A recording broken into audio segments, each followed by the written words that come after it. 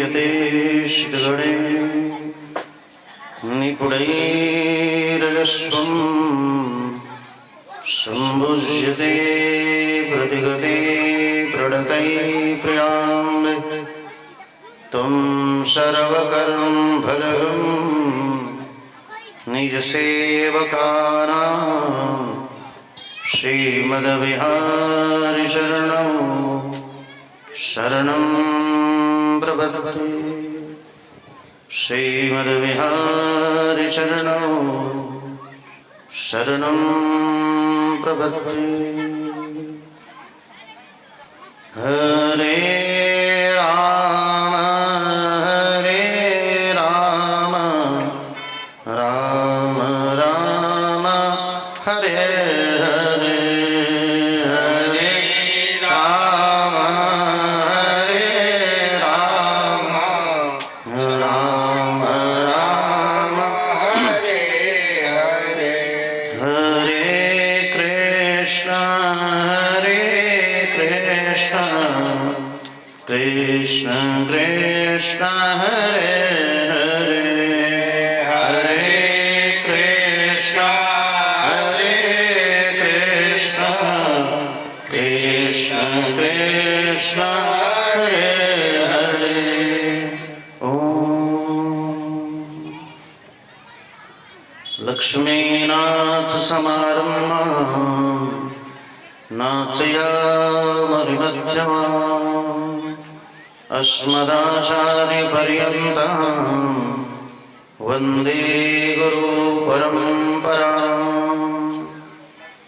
श्रीवत्सवंशकलशोदधिपूर्णचन्द्रं श्रीकृष्णसूरितनयं सुधियं सलीलं श्रीवत्सगुरुवे षडलक्षधन्यं श्रीश्रीनिवासगुरुवर्यमहाश्रेयम्। कासायं यज्ञशुक्रं शुचिवपुषि तथा शुक्रपुण्डं च भारे यस्यास्ते लक्षणस्ते कलिकुमतिगिरिं धृन्दवशं प्रदन्दं संसाराग्नैः प्रशन्तैः मृतजलकमलं दारपत्रं पवित्रं श्रीविश्वकसेनसूरेः पदकमलेगं शेषेशं शयामि। कासायशोभिकमनीयवरं प्रदन्दं शैनेशयोगिपदपङ्कजभृङ्गराजं वैकुण्ठनाथचरणाम्बुजसत्सचितं लक्ष्मीप्रपन्नयतिवर्यमहं प्रपद्ये। नारायणं नमस्कृत्य नरं चैव नरोत्तमं देवी सरस्वतीं व्यासं ततो जयमुदीरये।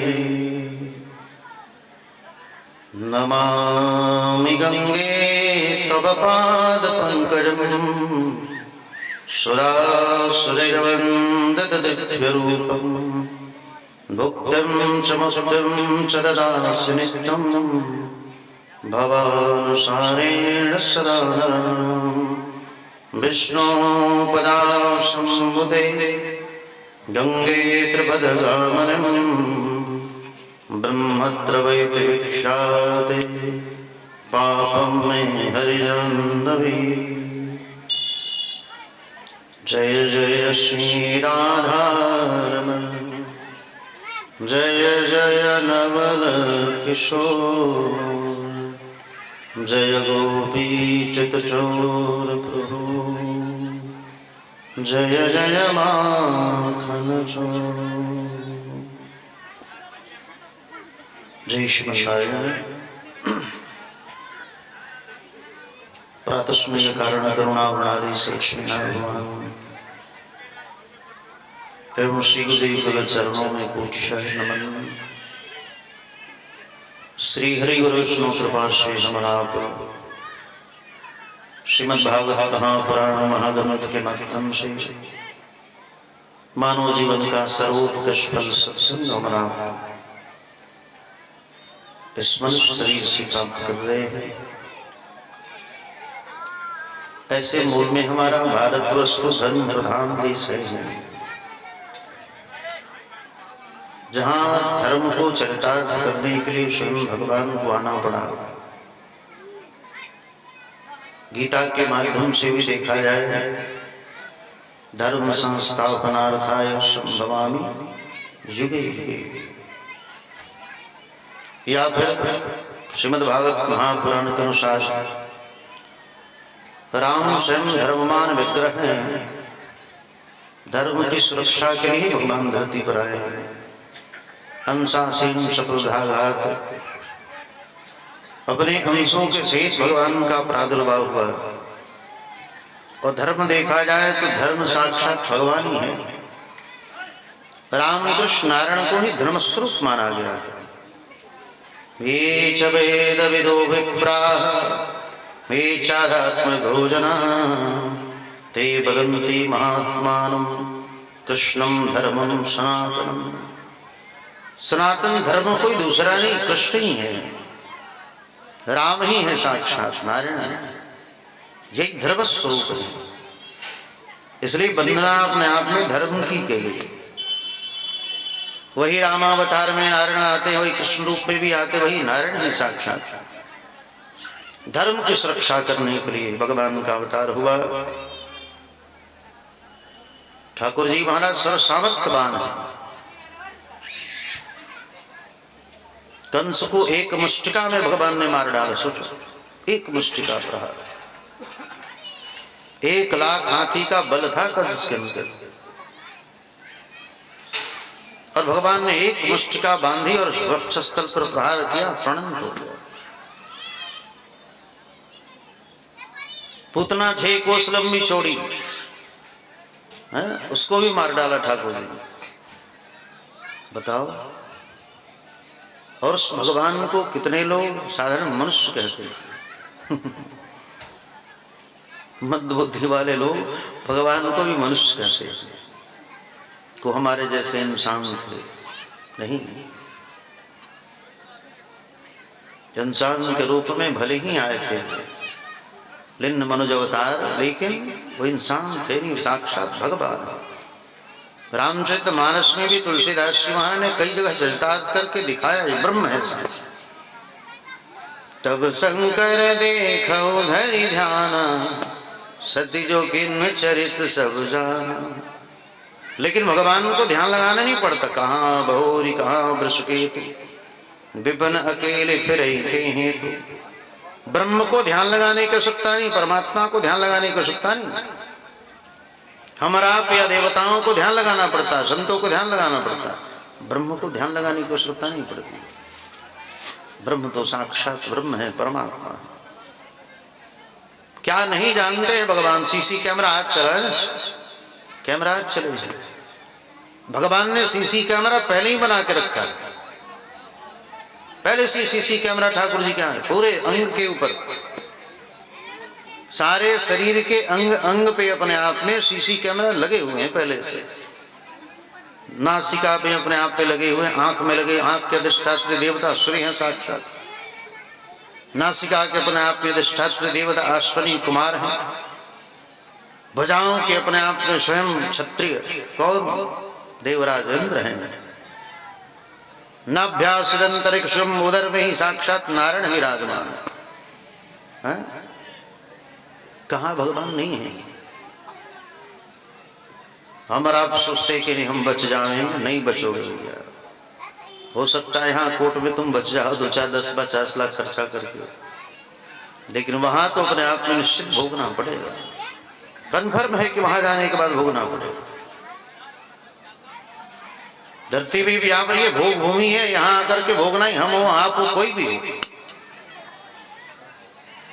मनुष्य रूप में जो भी धरती पर आया, भगवान ही क्यों ना है भाई, भगवान को भी भोगना पड़ता है। ये भोग भूमि है। स्वयं नारायण राम के रूप में आए तो देखो कितना कष्ट झेलना पड़ा। कहत मलुक नो दुख पायो जिन्हें चाल चलाई। जो सारे ब्रह्मांड को चलाने वाला परमात्मा, उसको भी धरती पर आकर के भोगना पड़ता है। जो सारे ब्रह्मांड को चला रहा है, सोचो, उस राम को भी धरती पर आकर के भोगना पड़ता है। कभी पिता के विरह में रोना पड़ा, कभी पत्नी के विरह में रोना पड़ा, कभी शक्तिवाड़ लगा तो लक्ष्मण जी महाराज के विरह में रोना पड़ा, कभी पत्नी के विरह में रोना पड़ा। आज हम और आप थोड़ी सी दिक्कत आ जाए, बड़ी कष्ट में हैं, इतना पूजा पाठ करते तभी कष्ट है, इतना दान पुण्य करते तभी कष्ट है। अरे भैया, राम जी तो हम और आप तो अपने घर में है, कम से कम खूब सुंदर कपड़ा लाता, भोजन रोटी दाल सब मिल रहा है। भगवान तो 14 वर्षों तक बन भटके सन्यासी के रूप में, सोचो।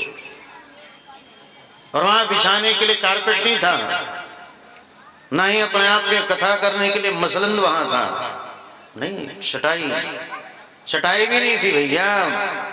घास फूस पत्ते बिछा करके भगवान सोते थे, सोचो। 14 वर्षों तक भगवान ने बड़ी नियम से रहे, जटाजुट बढ़ा करके अपने आप में भगवान रहे। जो सन्यासी का विरक्तों का नियम होता वैसे नियम से भगवान को सोचो। कभी तेल नहीं लगाया, कभी साबुन लगाया, 14 वर्षों तक बता। हमारा आपके ऊपर थोड़ी आफत आ जाए, बड़ी कष्ट आ रहा है। अरे भैया, राम के चरित्र का आप स्मरण करें। और ये संसार है, संसार में तो आते रहे भाई, संसार सागर के समान है, लहरें आती रहेंगी, कभी सुख आएगा कभी दुख आएगा। ये नहीं कि तुम निरंतर सुखी रहोगे, नहीं। धरती पर कोई निरंतर सुखी रहेगा ही नहीं, ना रहा है ना रहेगा, कोई भी हो। आज सुखी है कल फिर दुख आएगा, फिर आज दुखी है कल सुखी होगे। आज करोड़पति हो कल अपने आप में फिर नीचे गिरोगे, फिर आगे बढ़ोगे। ये संसार है, संसरती संसार चलता रहेगा, निश्चित चलता रहेगा। किसी प्रकार के दुख को स्वीकार नहीं करना चाहिए हमारा आपको। इसलिए कृष्ण कथा में भगवान यही उपदेश करते हैं। हासम हरे रमणिका खललोकतभ्यम, भगवान का आदेश यही है, मुस्कुराते रहो, हर परिस्थिति में मुस्कुराओ। जितना रोगे और रोना पड़ेगा, ठीक ना। कितने लोग दिन भर रोते रहते हैं एक बार रोते रहोगे तो हमेशा रोना ही पड़ेगा तुम्हारे जीवन में। हर परिस्थिति में मुस्कुराओ, आज नहीं तो कल निश्चित है सफलता आपकी पांव चूमेगी, कन्फर्म है। लगे रहो, अपने कर्म करते रहें। कर्म का परित्याग, जिसका जो कर्म है, ब्रह्मचारी का, वानप्रस्थी का, गृहस्थ का, सन्यासी का, क्योंकि इन्हीं चारों पुरुषार्थों के द्वारा, चारों धर्मों के द्वारा भगवान की प्राप्ति सुनिश्चित की गई है। इन्हीं चारों धर्मों के द्वारा वहां हम आप जा सकते भगवान के यहाँ। जैसे यहाँ आने के लिए चारों तरफ से पीछे रोड की व्यवस्था की गई है, उसी प्रकार भगवान के यहाँ जाने के लिए अपने आप में वो ब्रह्मचारी हो या गृहस्थ हो, वानप्रस्थी या सन्यासी हो, बस वो अपने नियम से चलता रहे तो निश्चित है वहां तक पहुंच जाएगा। लेकिन अपने नियम से चलना है। ब्रह्मचारी और सन्यासी में अधिक कोई अंतर नहीं, नियम नहीं। गृहस्थ का थोड़ा नियम है। गृहस्थ का क्या नियम है? आप अपना खेती व्यापार नौकरी अध्यापन सब करो, ये नहीं कि अपने आप में सब छोड़ करके बाबा जी के पीछे लग जाना, नहीं। दंड कमंडल धारण करना नहीं। गृहस्थाश्रम में आप सब करो, लेकिन करने के उपरांत अंत में सब भगवान के चरणों में अर्पित कर दो।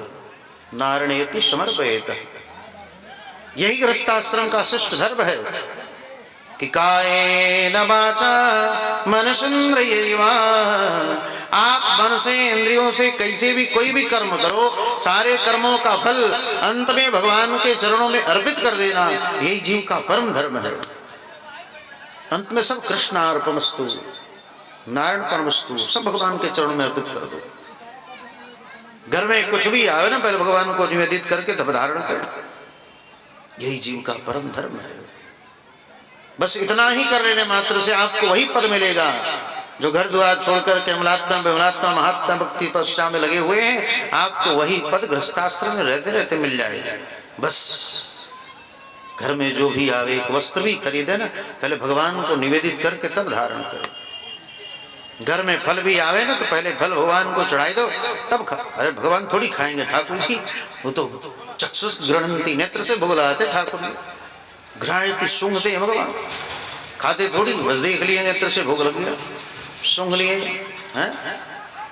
जैसे आपने खूब सुंदर स्वादिष्ट 56 भोग बनाए, तो ठाकुर जी घ्राणती सूंघते हैं, जैसे पशु सूंघते हैं। तो सूंघने से कोई खत्म होता है क्या?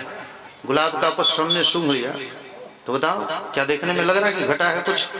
सुगंध भी अंदर आ गया और पुष्प का पुष्प रह भी गया। उसी प्रकार भगवान के सामने आप जो भी निवेदन करते हैं, भगवान उसको धारण कर लेते हैं भाई, तब उस प्रसाद का स्वाद बदल जाता है। अब यहाँ जो प्रसाद बनता है उसमें ना लहसुन ना प्याज है, कुछ भी फालतू मसाले नहीं पड़ते। कितनी सात्विक प्रसाद बनती है, कितना सुंदर। क्यों? कारण कि उसमें तुलसी दल पड़ चुका है। भगवान का तुलसी दल पड़ते ही अपने आप में उसका स्वाद निश्चित है बदल जाएगा, क्योंकि अभी तक भोजन था, जब तक तुलसी नहीं गया तब तक भोजन ना, तुलसी जाने के उपरांत प्रसाद हो गया। और प्रसाद तो प्रसन्नता है, ठीक है। जीवन में आगे बढ़ना, जीवन प्रसन्न रहना, भगवान के प्रसाद को प्रसाद मान करके खाओ। पूरी सब्जी खीर बुनिया नहीं है, सामने आवे तो उसको प्रणाम करो। हे भगवान, आप बड़ी कृपा है कि शरीर से आप मिल रहे हो हमें, प्रसाद रूप में ही परमात्मा आप तक पहुंचते हैं। इसलिए प्रसादम जगदीशस्य, प्रसाद का मतलब भगवान साक्षात, भगवान मान करके प्रसाद पाओगे तो आपका अंतःकरण बदल जाएगा। दूषित अंतःकरण भी होगा तो प्रसाद पाने से अंतःकरण पवित्र हो जाएगा और अंतःकरण में परमात्मा की सत्ता नजर आएगी। आप भी थोड़ा चाहोगे कि हम भी चलो थोड़ा भजन कर लें, दुमाला हम भी जब कर लें, कथा सुन ले 2 मिनट, इस प्रकार ये अंतःकरण पवित्र कर देती है प्रसाद। इसलिए भगवान के प्रसाद को प्रसाद मान करके ही खाएं तो अच्छा है। रुक्मिणी का कल कितना सुंदर विवाह हुआ भगवान के साथ, हरण करके भगवान ने अपने आप विवाह। देखो कृष्णावतार में जितने शादी विवाह सब विचित्र हुआ है। रामावतार में भगवान का विवाह विधिवत हुआ, अपने आप में चारों भाइयों का विवाह हमारे मिथिला में। लेकिन कृष्णावतार में भागम भाग में अपने आप विवाह हुए, जितने हुए सब सारे विवाह बड़े विचित्र हुए हैं भगवान। लेकिन ये भगवान के बस का है, हमारा आपके बस का नहीं। इनके देखा दे कि हमारा आप भी हरण करके विवाह करें तो बताओ क्या होगा, केस हो जाएगा, जेल में जाना पड़ेगा। ठीक है, भगवान कृष्ण की तरह अपने आप में नहीं, कृष्ण सामर्थ्यवान साक्षात एते चांस कला पुंसा कृष्णस्तु भगवान स्वयं। प्रत्यक्ष कह दिया गया पहले ये भगवान है, या फिर उपदेश करते समय अपने आप में अर्जुन जी महाराज को पहले ही कहते मैं ब्रह्म हूँ, साक्षात मैं भगवान हूँ। राम ने नहीं कहा कि मैं ब्रह्म हूँ, कृष्ण ने कहा मैं ब्रह्म हूँ। हमारा ब्रह्म नहीं है, जीव है साक्षात साधारण। इसलिए हमारा उनकी देखा देखी न करे कि नहीं वो कर लिया तो हम भी करेंगे, तब तो हो जाएगा ना। एक सेठ था बेचारा, 2 विवाह किया था उसने, 2 विवाह,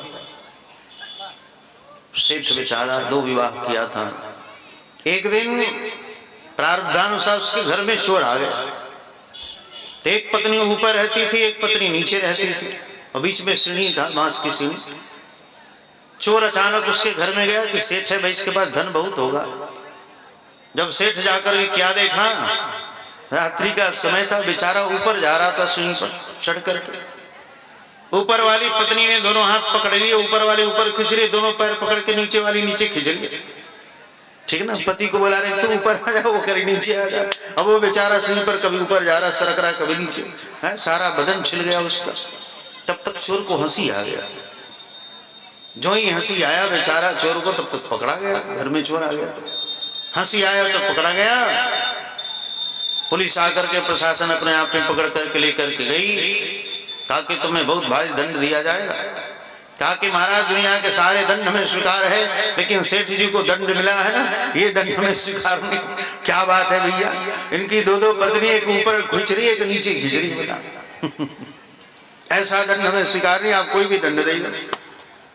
तो सोचो, एक पत्नी 2 पत्नी को संभालने में हमारा आपकी हालत खराब हो जा रही है। भगवान ने 16,108 विवाह किए, सोचो। और 16,108 विवाह करने के उपरांत भी 16,108 कक्ष भगवान ने अलग अलग बनवाए थे, अलग अलग भगवान ने बनाए। हमारा आप एक घर द्वार बनाए पूरे जीवन लग जाते हो, और उन्होंने अपने आप से सबके लिए, वो भी सोने का महल, षड्मंडित महल, सब सोने। इस प्रकार आगे फिर दाऊ जी महाराज के साथ घमासान युद्ध हुआ, जिसमें रुक्मिणी शिशुपाल आदि ये सब हार गए, सबको परास्त कर दिया अपने आप में। हलधर जी महाराज यानी दाऊ जी महाराज, जिनके हाथों में हल मुशल है। हल का मतलब समझते ना, सॉल्व। हर चीज का समाधान दाऊ जी के पास है, इसलिए उन्होंने हल रखा है। हर चीज का हल उन्हीं के पास है। जो भी चाहे सामर्थ्यवान है, कुछ भी कर सकते। सर्व सामर्थ्यवान है दाऊजी महाराज। शेषावतार जगदाधार है साक्षात, जो जगत के अपने आप में मस्तक के ऊपर धारण के वो शेष अनंत भगवान वही अपने आप में शेष भगवान है, जिन्होंने जगत को धारण कर रखा है। सारी संसार का हल उनके पास है, इसलिए वही इस कलिकाल में रामानुजाचार्य के रूप में अपने आप में प्रकट होकर के आए और धर्म का उत्थान किया, धर्म का विस्तार किया। वही जगदाधार शेषावतार लक्ष्मण जी महाराज ही अपने आप पे रामानुजाचार्य के रूप में कलिकाल में आए। प्रथम स्थान पे है ऊपर में रामानुजाचार्य, रामानंदाचार्य, ये सब आचार्य भगवत विग्रह है साक्षात, जो धरती पर आकर के धर्म का विस्तार, धर्म का प्रचार इन्होंने किया महापुरुषों ने। और आज तक अपने आप के सरंगनाथ चले जाओ, वहां आज तक इनका शरीर ऐसे ही रखा गया है, करबद्ध होकर के ऐसे शरीर। प्रतिदिन 1000 कई वर्ष हो गए, ठीक है ना, 1000 कई वर्ष, और इतने दिनों के बाद भी अपने आप में शरीर आज तक रखा गया। सोचो हमने के शरीर में आज पिलुआ पड़ जाए, खद खद खद खद पिलुआ हो, 2-4 दिन छोड़ दिया जाए तो सारे शरीर में कीटाणु पड़ जाएंगे, लेकिन 1000 वर्ष से ऊपर हो गए, आज तक रामानुज स्वामी का शरीर रखा गया है। और कहा है महाराज कि अगर धर्म के बारे में जानने की इच्छा हो तो आप सब हमसे प्रश्नोत्तर कर सकते हैं। बताओ, कोई भी धर्म के ऊपर आफत आवे तो आप सब तुरंत हमसे प्रश्नोत्तर किया जा सकता, पूछा जा सकता है। ये है हमारे आचार्य। सोचो, जगत के आधार हैं, जगदाधार शेषावतार। इसलिए आज भी भगवान और भगवान के विग्रह स्वरूप संत महापुरुष विराजमान है धरती पर। बस आपका विश्वास संतों के प्रति, भगवान के प्रति, धर्म के ऊपर पूर्ण होना चाहिए, थोड़ा नहीं, पूर्ण हो, 100% विश्वास करो। 100% अपने आप में विवाह करना, थोड़ा बहुत नहीं, पूरा, तब कृपा होगा। ऐसे आचार्य विराजमान धरती पर, रामानंदाचार्य जिन्होंने मुसलमानों का कंठ रोक दिया इसी काशी में। सोचो, कंठ अवरुद्ध कर दिया अपने आप का, भूला गए बहु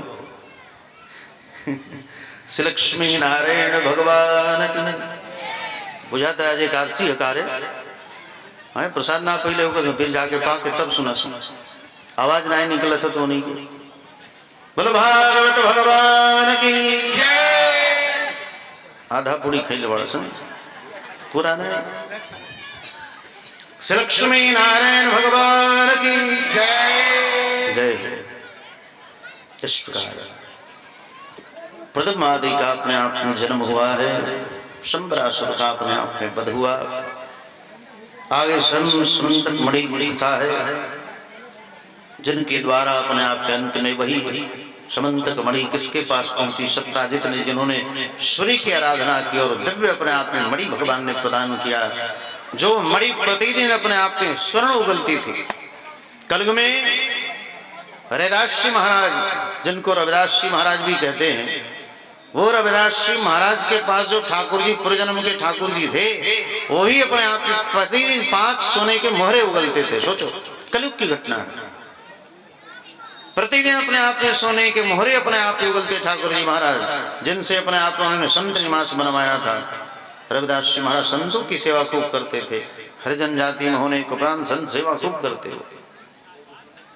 तो कलिकाल की घटना, हमारे बांके बिहारी सरकार, हमारे पशुपतिनाथ भगवान, पशुपतिनाथ जो पारस मणि के ही शिवरंग अपने आप में विराजमान है। लोग बाहर से जिनका दर्शन करते हैं, पूरे नेपाल की खर्चा पशुपतिनाथ निकाल देते।